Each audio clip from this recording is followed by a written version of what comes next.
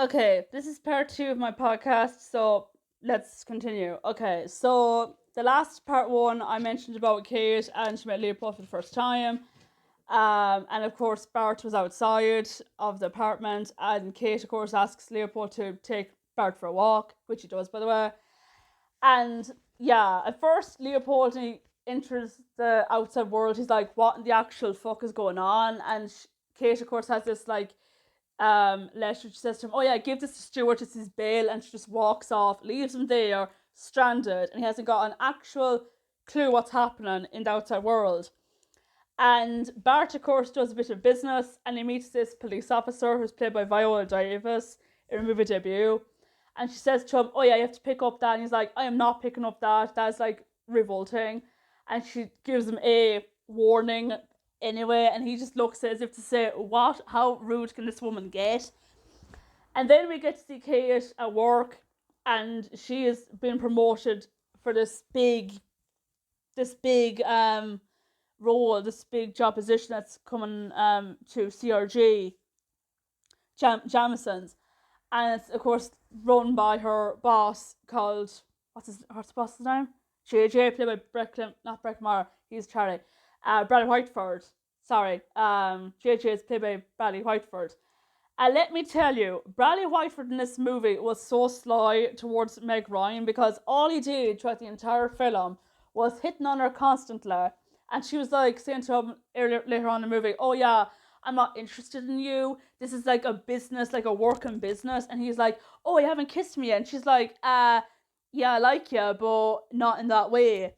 So anyway, we find out that Stuart is still in hospital as Kate gets a call from work that, "Oh yeah, your ex-boyfriend is in the hospital." So of course she decides to go there anyway, and Stuart is like, "Oh yeah, I can't believe that you actually let Leopold go outside in the outside world, like, because he's not supposed to do that." And she's like, "Oh yeah, he's a grown up man, like he can do whatever he wants, like." And of course he begs Kate to get these photos that he did printed out. She's like, "Oh, you want double prints?" And he's like, "Oh yeah, you have to believe me, like." And she's like, "Yeah, you need help, Stuart, you need help." So then we get to see Charlie, played by Breckin Meyer, and he, of course, becomes best friends with Leopold. And of course, Charlie assumes that Leopold is actually an actor. And Kate, of course, speaking of Kate, she has this like big campaign she's doing for Busher, basically. So she's there doing yoga anyway, and Leopold accidentally like burns the toast and she gives out to him and she goes, "Oh, I didn't give a rat's ass." And he's like, "Oh yeah, that thing is a damn hazard." She's like, "It's just a toaster and all that stuff." And he says fresh cream of butter and she says, "You say that again?" And he's like, "Pardon me." And of course he gets the position, he gets the role, like the spokesperson role, to campaign the Farmer's Bounty butter, which we later find out is actually a disgusting margarine that's supposed to be for weight loss or something like that. So back to Charlie, and Charlie, like I said, becomes friends with Leopold, and he decides to invite Leopold to Kate's apartment because Kate is actually upstairs while Stuart is downstairs and Leopold is downstairs, or is upstairs, vice versa.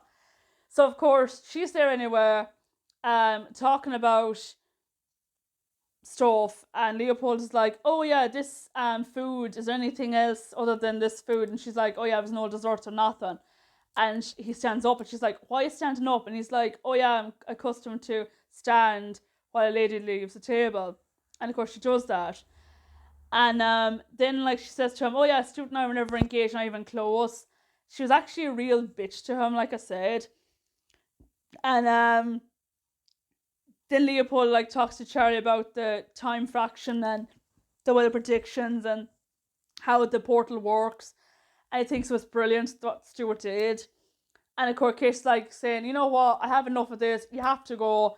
So she hunts him upstairs anyway, and Charlie gives out to Kate saying, "Oh, you shouldn't have said that." And she's like, "Oh yeah, he thinks he's a duke from 1876, Charlie." And he's like, "Yeah, isn't it incredible?" And she's like, "No, it's not incredible." And Stuart, of course, tries to escape, but he unsuccessfully does that. He doesn't actually escape at all. But yeah, back to the butter scene. Okay. So like I said there, Leopold, of course, becomes the spokesperson for Farmer's Bounty. And Kate is all excited now. And of course, Leopold is like, what is going on? And she's like, oh yeah, don't need a chaperone. He's like, oh yeah, if I was a chaperone, I'd be, um, you know, writing it down in a letter. And of course, then there's a scene, right, in this movie, I swear to God, and it's the scene where Kate gets her bag stolen, her handbag stolen. And Leopold, of course, decides to use the horse and the horse carriage to ride the horse, by the way. And he literally grabs Meg Ryan, Kate, puts her up on the horse. He's there chasing after the godforsaken thief in broad daylight. In broad daylight in New York City, in Central Park. And here's me going, oh my God, seriously. It was just such a funny scene in that movie. And then, of course, he says something about, I warned you, scoundrel, well, you should run, you should stop, you should something. And, of course, the thief decides to leave the bag down, run away, and then, of course, Kate gets her bag back. So then she's on the horse and cart with Leopold, and she's like, you for real? And he's like, I beg your pardon. And she's like, are you for real? He goes, I believe so. And she goes, you're a Duke. And he goes, well, I was born a Duke, and I never felt like one. And then the night comes where Kate, of course, goes to this event with her boss, JJ, like I said, who's a total sexist. He's like a real pig to her.